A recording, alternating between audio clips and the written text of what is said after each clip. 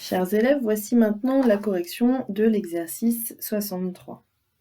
Alors, lors d'une course de VTT, Aline a parcouru 24 km en effectuant 10 tours de circuit. Quelle est la longueur d'un tour de circuit?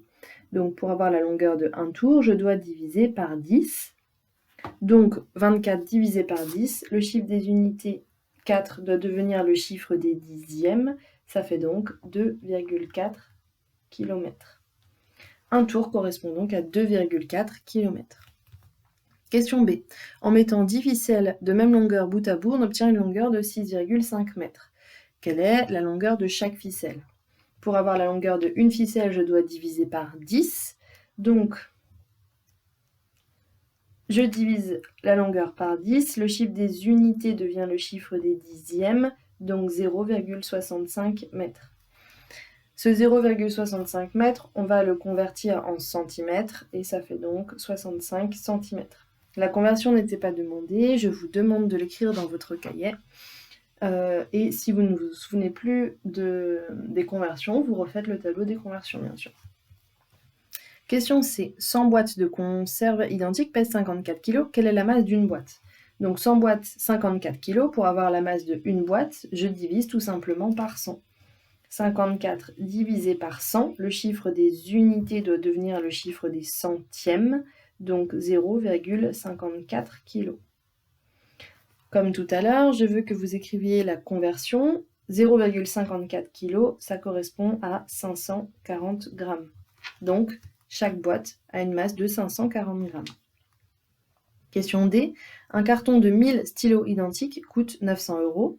Quel est le prix d'un stylo? Donc 1000 stylos, 900 €. Pour avoir le prix de 1 stylo, je divise par 1000. Donc le 0, qui est le chiffre des unités, doit devenir le chiffre des millièmes. Donc du coup, dixième, centième, millième, un stylo coûte donc 0,9 €, soit 90 centimes. Ensuite, nous passons à la correction de l'exercice 66. Alors, l'exercice 66, on nous dit « J'ai acheté 10 croissants à 1,20 € l'un et 100 pains au chocolat et j'ai payé au total 152 €. On nous demande le prix d'un pain au chocolat. Alors, on va déjà calculer le prix des croissants.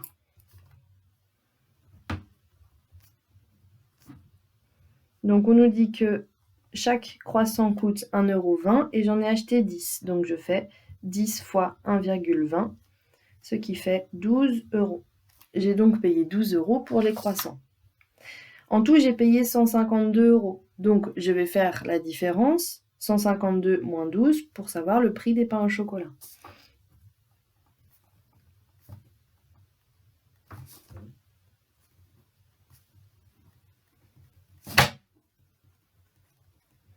Et ça fait 140 €.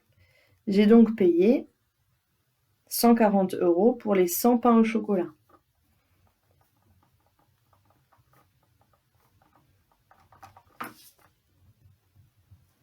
Si je veux le prix de 1 pain au chocolat, eh bien, je dois tout simplement diviser par 100.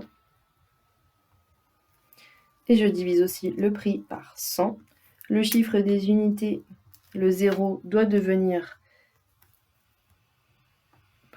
le chiffre des centièmes. Du coup, je dois mettre la virgule ici pour que le 0 soit le chiffre des centièmes. Et donc, réponse à l'exercice. Un pain au chocolat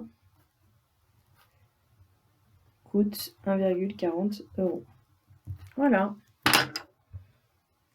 N'oubliez pas de montrer que vous avez corrigé chaque exercice, donc avec vos stylos verts, comme d'habitude. Si c'est juste, vous mettez un petit trait pour montrer que c'était juste, sinon vous prenez la correction, bien évidemment. À plus tard.